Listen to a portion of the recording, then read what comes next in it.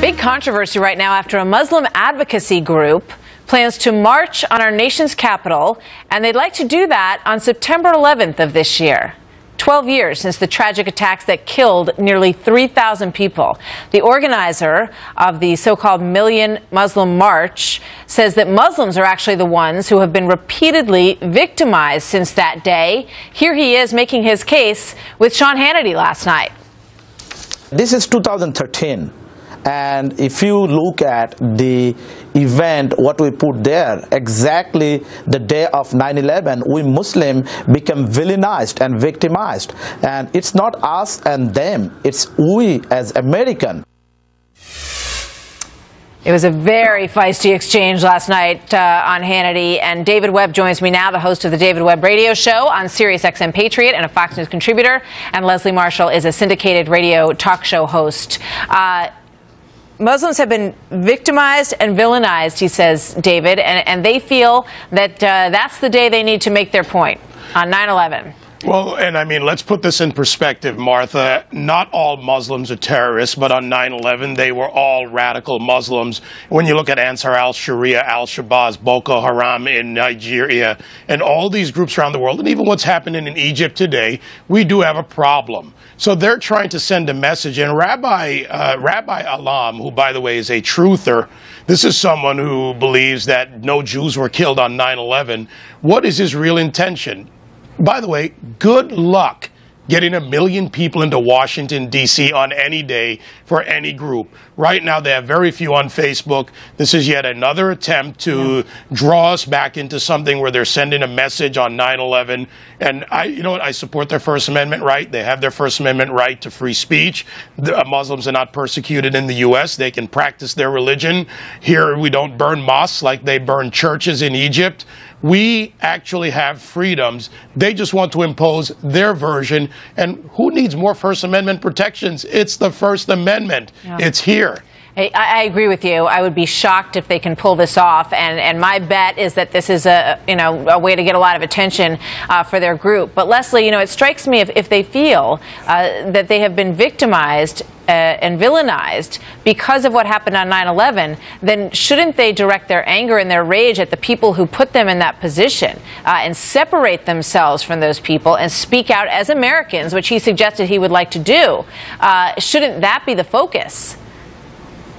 Well, I think that's exactly what they're doing by having this, and although I wouldn't have selected that date myself, it certainly is to have attention and to draw that attention. I think a lot of Americans do forget some of the incidences. Arcadia, California, a man was shot who was a Christian. He had 16 grandchildren. There was a little girl who was missed by a bullet in a mosque in Texas.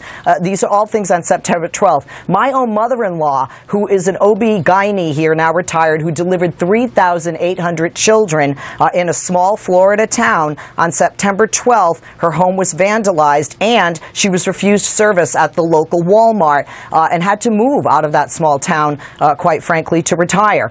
So I think that many of us, because it wasn't a headline, don't realize the persecution that many Muslims in America have felt. And when you talk about them speaking out, I totally agree, but they have. The problem is a lot of the media has not covered it, to be quite honest. They'll say we'll stage a march, or we'll have some kind of a press conference, and people won't show up for the mainstream media. If a Muslim, David, moderate Muslims Leslie, I understand speak out and appreciate here. your comments completely, but when you look at the material on this group, there are truthers within this group. I don't know if this group is the group that you want to make the statement that the people who have been treated in the way that you're talking about want to represent them. David, go ahead. There are prominent Muslims in America. I've worked with many of them for well over a decade now, closely. They speak out. If a group of moderate Muslims, or what I call westernized Muslims who want to live peacefully in our society, come out and speak, they get the coverage. The problem is they get vilified in their own community.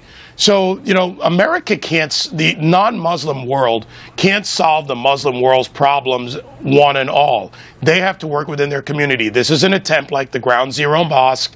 It's all part of pushing an agenda, and these truthers they're false. They don't represent the larger group of Muslims in the world, but we really have to realize that if only 10% of the Muslims in the world are radicalized, and that's the argument often used, that's 1.6 billion people. 10% of that, largest standing army in the world. Let's recognize the problem and deal with it, not have the silly arguments. And again, you know, good luck with 1 million people. They've got, what, 5 on Facebook, maybe 10 now, maybe 15 after this. It looks like it's an uphill climb. Leslie, would you like to see a Muslim group, a moderate Muslim group, come out and condemn this and say, wrong day, this is a tragic, solemn day in American history, and if you want to make your point, this is not the day to do it?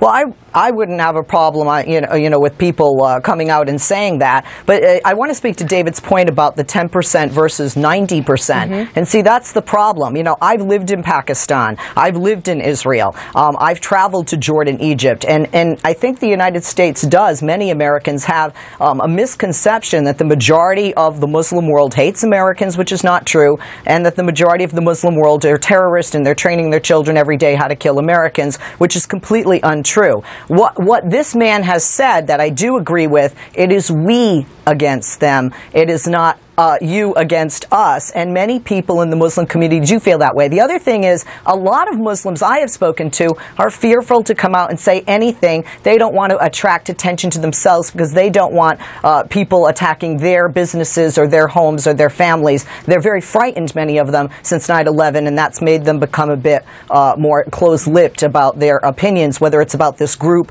or whether about terrorists. They feel that anybody who does terrorize or murder is not a Muslim, just like Christians denounced Timothy McVeigh calling himself a Christian, because any religion, the big three, Christianity, Judaism, and Islam, all believe in the 10 Commandments, one of which is thou shalt not murder. Martha, I've got to answer this Very because quick, Leslie David. makes a very wrong argument here. It's not a matter of what percentage it's radical, it's the effect they can have.